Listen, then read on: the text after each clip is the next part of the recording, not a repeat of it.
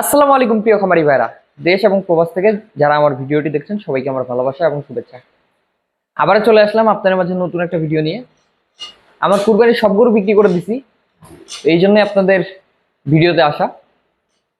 অবশিষ্ট 7টা গরু ছিল, এগুলো সেল করে দিলাম, মোটামুটি ভালো দামেই সেল করছি।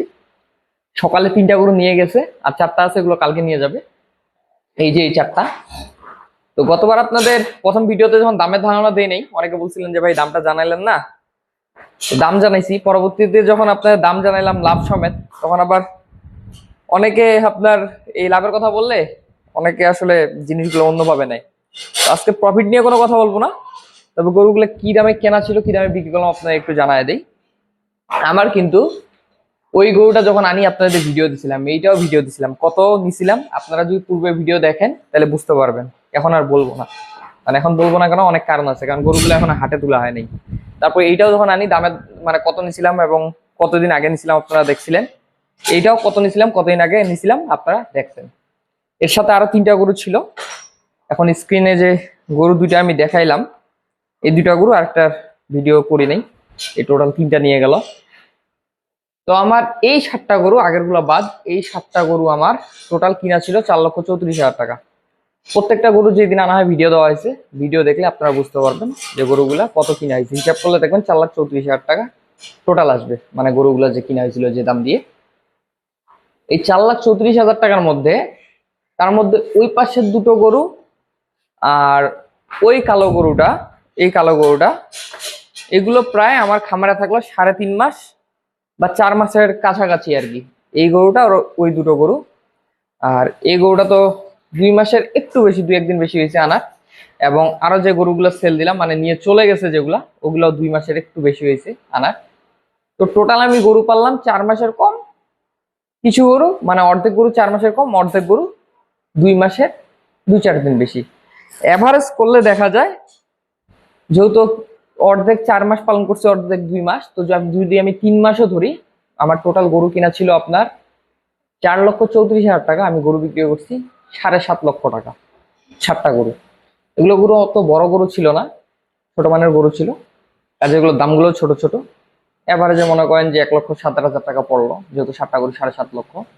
তো এখানে হিসাব যদি করে দেখেন যে 4,34,000 কেনা, 7.5 লক্ষ বিক্রি 3 মাসে, কারণ আপনারা নিজে হিসেব করে নিয়েন যে আমার কত টাকা খরচ হতে পারে 7টা গরুর পিছনে 3 মাসে, এবং কত টাকা প্রফিট হতে পারে, এটা আমি বলবো না।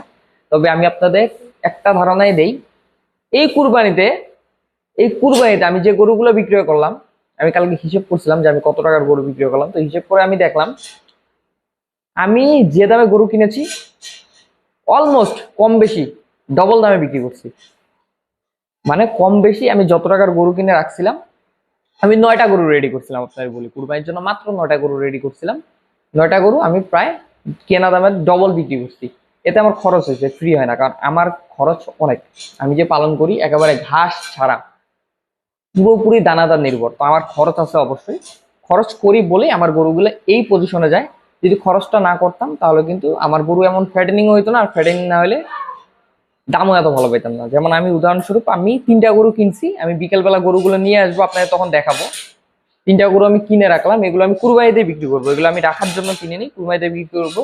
আমার এক পরিচিত ব্যক্তি গরু বিক্রি করতে পারতেছিল না, তার গরুগুলো আমি বাজারে যে দাম দেখাইছে সবাইকে দেখাইছে, দেখানোর পর সর্বোচ্চ দাম দিয়ে আমি কিনে নিচ্ছি গরুগুলো। কিনে নেওয়ার পর ওই গরুগুলো আমি বিকেলে নিয়ে আসবো, আপনাদের কালকে আমি ভিডিও করে দিব। ওই গরুগুলো আমার গরু সমানই, কিন্তু দাম আমার সমান হয়নি, কারণ মাংস আমার গরুর মতো না, তার গরু শুকনো শুকনো। তো এই জন্যই মানে গরু আপনার অনেকেরই থাকে, কিন্তু সেম গরু দেখেন যে আমার একটা এই সাইজের গরু যত দাম হয়, অন্যের কিন্তু এই সাইজের গরু আমার থেকে 50,000 নিচে থাকে, মাংসটা লাগাইতে পারে না। মাংসের উপর যেহেতু দামটা হয়, যতই কুরবানি গরু ওয়েট করে বিক্রি না হোক, তারপর মাংসটা একটা হিসেব করে আইডিয়া করে যেহেতু মানুষ দামগুলো নেয় আর কি।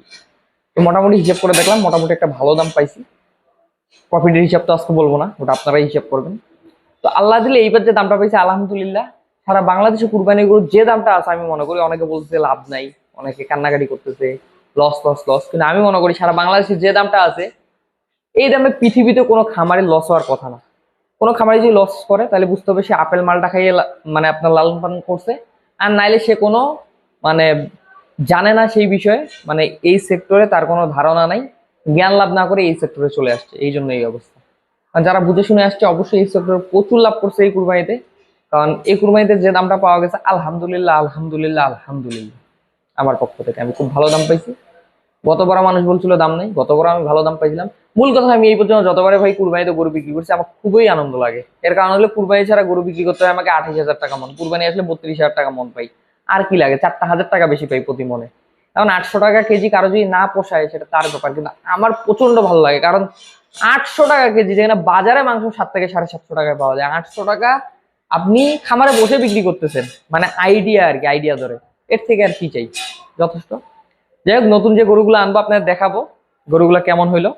আর আজকের ভিডিওটাতে জাস্ট এতটুকুই দেখা দিয়েছিলাম যে গরুগুলো বিক্রি করলাম, কেমন ভাবে বিক্রি করলাম আপনার ধারণাটা দেওয়ার জন্য। কারণ 2-1 জন এখনো গরু বিক্রি করেন নাই, এই ভিডিওটা দেখলে হয়তোবা আপনাদের বিক্রি করতে সুবিধা হবে। তো ভিডিওটা যারা প্রথম থেকে শেষ পর্যন্ত দেখলেন সবাইকে আমার ভালোবাসা থাকবে। আবারও যারা চ্যানেলটাতে নতুন অবশ্যই চ্যানেলটা সাবস্ক্রাইব করে রাখবেন, পাশাপাশি ভিডিওটাতে একটা লাইক দিয়ে রাখবেন।